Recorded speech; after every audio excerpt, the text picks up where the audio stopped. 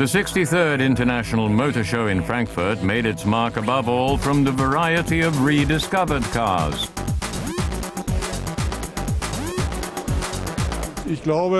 I think that the IAA's mission could be to love much vilified cars once again. The focus is mostly on zero-emission technology, but aside from the exhibition girls, there are numerous exclusive beauties to represent the supercars. The luxury class frees itself from any allegations that they're responsible for climate change and urban pollution. After all, the number of supercars on the roads is so low, it's almost disappearing. Yet alternative engines will sooner or later be a topic in the luxury segment too.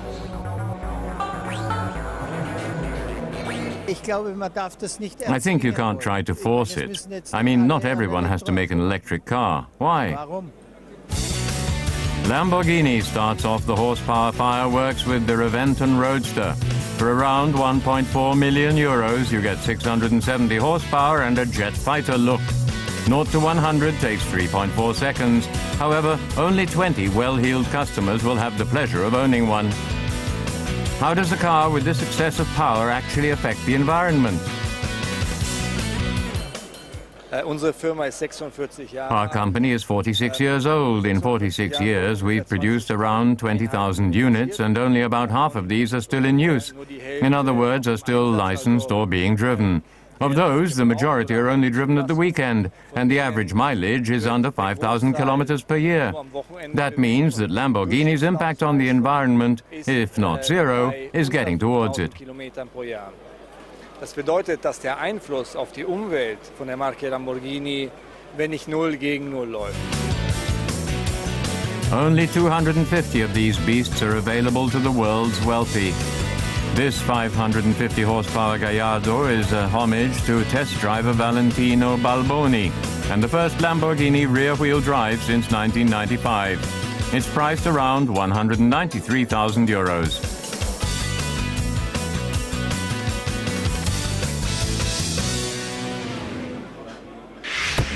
The next high flyer comes from Porsche, who are sending in the new RS version of the 911 GT3.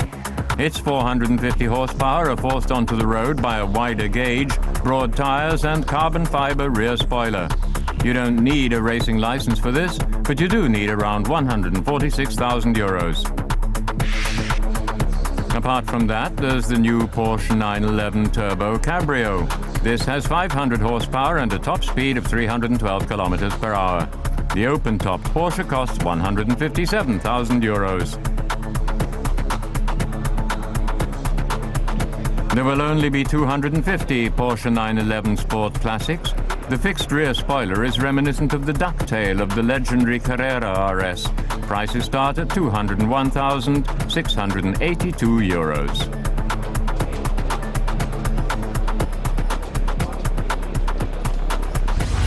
A fresh breeze is blowing from Italy in the sports car sector.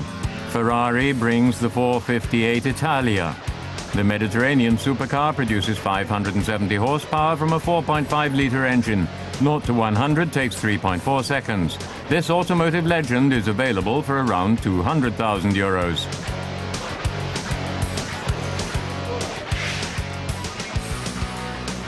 A new vehicle befitting the Lord and his family. It's from Aston Martin and it's called Rapide. The English four-door is fueled by a V12 with 480 horsepower. It enters the market in around 1 year's time. The British company are banking on large volume cars in the future too. In 5 years, we'll be driving with a 6-litre 12-cylinder aspirated engine, which produces and arouses all those wonderful experiences, feelings and emotions. Gran Cabrio is the name of the new open-topped four-seater from Maserati. It should hit the market just in time for the open-air season. Nothing has been said about the price.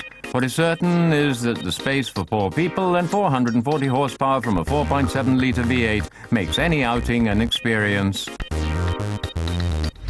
A fallen angel, Mercedes presented the AMG SLS Gullwing with a 6.3-litre engine and 571 horsepower. It's not a fuel-saving car, but it was one of the show's highlights.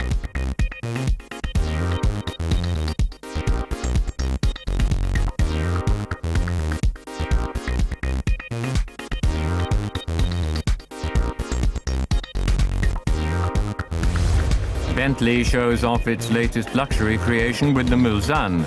The heir apparent to the Arnage has 505 horsepower and lets loose 1,000 Newton-meters of torque. Are there even enough high earners left who can afford a car like this? There's quite clear research that the number of wealthy people worldwide will continue to increase year on year, and in certain regions there will be very strong growth, places like China, India, Russia. So I'm relatively certain that extraordinary people will be buying extraordinary cars in the future too. Necromancy at Rolls-Royce. The Ghost is available for a cool 253,000 euros, including tax and exclusivity. The English sedan has a 6.6-litre V12 engine with 570 horsepower. From 2010, you can be driven around at up to 250 kilometers an hour.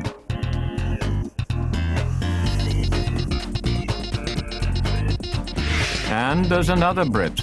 The new Jaguar XJ breaks with the company's traditional design conventions. The latest Jaguar has been thoroughly overhauled.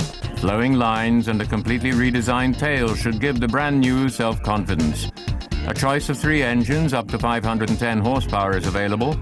Inside, there's the familiar premium approach. Instead of dials, there's a digital display for the most important driving information. Prices start at 76,900 euros. Mutation is a matter of taste. The Brabus EV12, an angry E-Class with 12-cylinder twin-turbo, 800 horsepower, and consumption that makes the eco-fraction tremble in fury. We've sold 5 so far, and we're very happy about that. Only 10 will be built in total, and at a price of 492,000 euros. That's the net price in Germany, then you have tax on top. But obviously there are a lot of collectors who find these cars interesting and want to enlarge their collection. Und dann in ihre Sammlung damit ergänzen. Extreme decadence, the Bugatti Veyron Grand Sport. The open 16-cylinder in the special edition Sang Bleu has 1,001 horsepower and 1,250 Newton-meters of torque. Top speed, 407 kilometers an hour. This polished aluminium and blue carbon dream costs 1.9 million euros.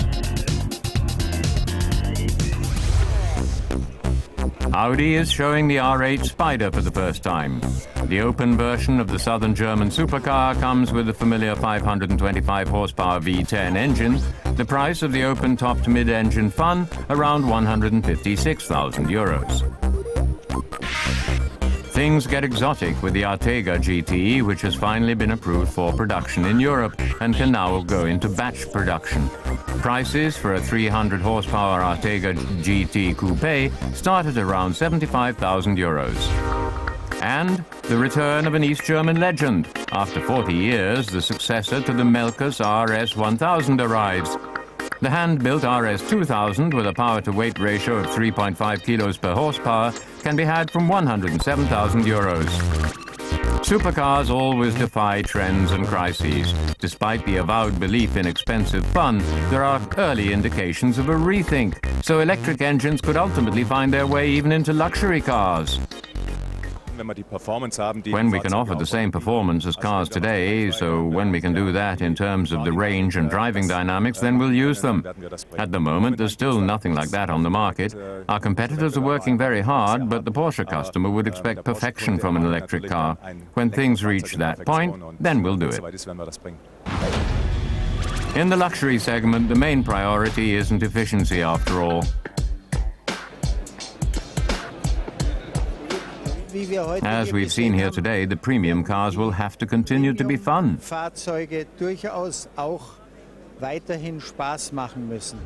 And quite honestly, what would the car world be without its superlatives?